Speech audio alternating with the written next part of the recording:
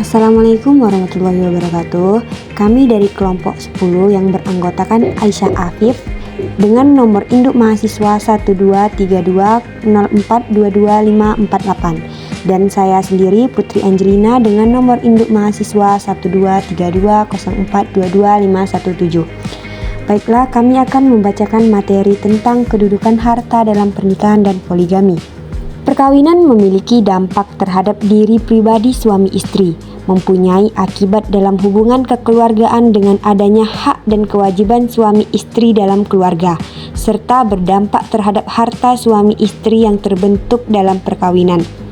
Kedudukan harta benda dalam perkawinan menurut Undang-Undang Nomor 1 Tahun 1974 yang diperoleh selama perkawinan yakni harta yang didapat atau usaha mereka atau sendiri-sendiri selama masa ikatan perkawinan, dalam hal ini tidak termasuk hadiah atau warisan.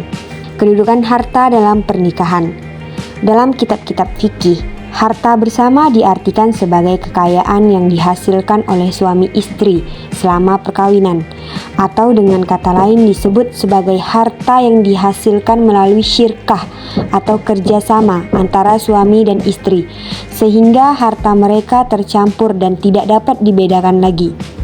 Dalam pasal 35 ayat 1 tahun 1974 tentang perkawinan ditegaskan kembali bahwa harta atau kekayaan yang didapatkan baik oleh suami atau istri selama atau setelah perkawinan dilangsungkan adalah harta gonogini atau harta bersama. Maka yang dimaksud dengan harta bersama yang terjadi sejak perkawinan atau selesainya proses akad nikah sampai putusnya hubungan perkawinan baik karena kematian ataupun perceraian. Menurut Subekti, didasarkan pada hukum adat. Dalam hukum adat, harta perkawinan lazimnya dapat dipisahkan dalam 4 golongan, yaitu yang pertama, barang-barang yang diperoleh suami atau istri secara warisan atau penghibah dari kerabat atau keluarga masing-masing dan dibawa ke dalam perkawinan. Yang kedua, barang-barang yang diperoleh suami atau istri untuk diri sendiri serta atas jasa diri sendiri sebelum perkawinan atau dalam masa perkawinan. Yang ketiga, barang-barang yang dalam masa perkawinan diperoleh suami dan istri sebagai milik bersama. Yang keempat, barang-barang yang dihadiahkan kepada suami dan istri bersama pada waktu pernikahan. Selanjutnya yaitu kita akan membahas tentang poligami. Apa sih poligami? Poligami adalah perkawinan seorang suami dengan lebih dari seorang istri dalam waktu yang bersamaan. Lawan dari poligami adalah monogami. Dalam perspektif hukum Islam, poligami dibatasi sampai maksimal 4 orang istri. Para ulama berbeda pendapat mengenai ketentuan dan hukum poligami. Di antara mereka ada yang menyetujui poligami dengan persyaratan yang agak longgar dan ada yang mempersyaratkan dengan yang ketat. Di antara mereka juga ada yang melanggar poligami kecuali karena terpaksa atau sebagai rukhsah dalam kondisi-kondisi tertentu. Yang pasti hukum Islam tidak melarang poligami secara mutlak dan juga tidak menganjurkannya secara wajib. Pelaksanaan poligami menurut hukum Islam harus didasari oleh terpenuhnya keadilan dan kemaslahatan di antara pihak-pihak yang terlibat di dalamnya. Namun, kenyataannya banyak praktik poligami yang tidak mengindahkan ketentuan hukum Islam tersebut, sehingga masih jauh dari yang diharapkan. Baiklah, saya akan membacakan salah satu dalil tentang poligami. Terdapat dalam Quran surat An-Nisa ayat 3. Bismillahirrahmanirrahim. Wa in khiftum alla tuqsitu fil yatama fankihu ma tobalakum minan nisa'i masna wa thulatha wa rubu'a.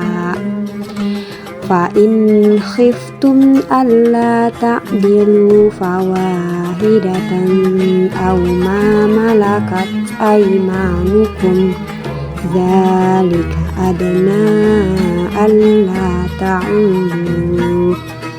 Shadaqallahul azim. Yang artinya, dan jika kamu khawatir tidak akan mampu berlaku adil terhadap hak-hak perempuan yatim bila kamu menikahinya, maka nikahilah perempuan lain yang kamu senangi, 2, 3, atau 4. Tetapi jika kamu khawatir tidak akan mampu berlaku adil, maka nikahilah seorang saja atau hamba sahaya perempuan yang kamu miliki. Yang demikian itu lebih dekat agar kamu tidak berbuat zalim. Baiklah, selanjutnya saya akan membacakan materi tentang kedudukan harta dalam poligami. Pada ayat 1 dan 2 pasal 94 kompilasi hukum Islam mengatur harta bersama dalam perkawinan poligami. Harta bersama dalam perkawinan poligami harus berbeda satu sama lain, seperti yang telah dibahas dalam artikel tersebut.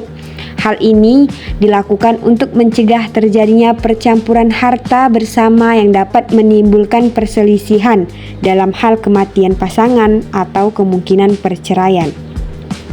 Rencana pembagian harta antara suami dan istri tersebut dapat diterima sepanjang menunjukkan keadilan.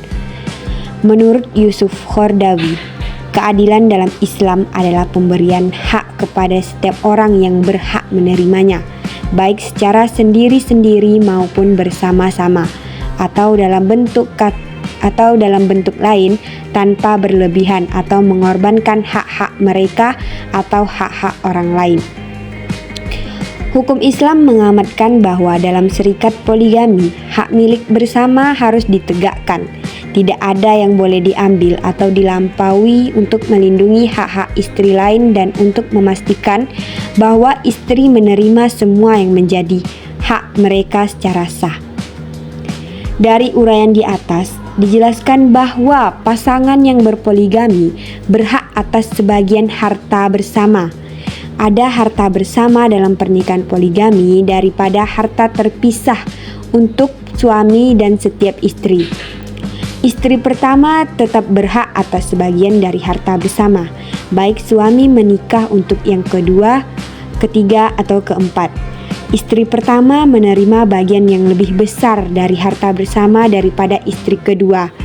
Istri kedua menerima bagian yang lebih besar daripada istri ketiga, dan istri ketiga menerima bagian yang lebih besar dari istri keempat.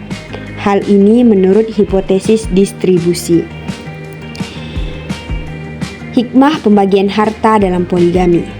Harta bersama dalam perkawinan poligami tetap ada, tetapi dipisahkan antara milik istri pertama, kedua, dan seterusnya. Ketentuan harta bersama juga diatur dalam Undang-Undang Perkawinan yang terdapat dalam pasal 65 ayat 1 yang menegaskan bahwa jika seorang suami berpoligami, suami wajib memberi jaminan hidup yang sama kepada semua istri dan anaknya. Semua istri mempunyai hak yang sama atas harta bersama yang terjadi sejak perkawinan masing-masing.